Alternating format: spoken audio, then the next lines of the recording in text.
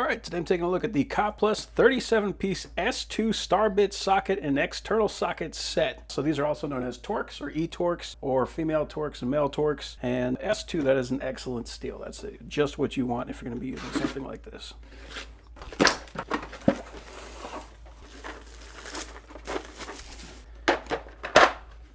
That is a nice big set. Okay, so yeah, Torx. I mean, here we go. Oh, wow, they're actually security Torx too.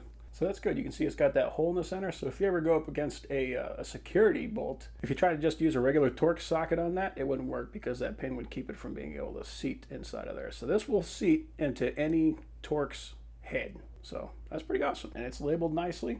See, it says T40. And here we got a great big T60.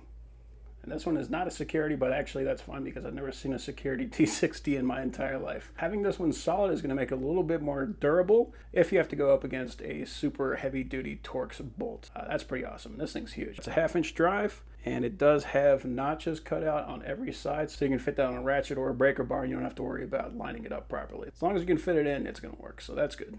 Okay, so this row is the security Torx. This row is the solid Torx. So I've never seen a set like that. This literally has every type of Torx that you can use. And we've got a little adapter here. So here we can go from a 3/8 down to a 1/4. So for like these super tiny ones, this is a 1/4-inch drive. And we've got the female Torx up here. And this is kind of funny. I actually went to a big box store one time saying, hey, I'm looking for a female Torx set. And they said, that doesn't exist. That's not a real thing. It's definitely a real thing.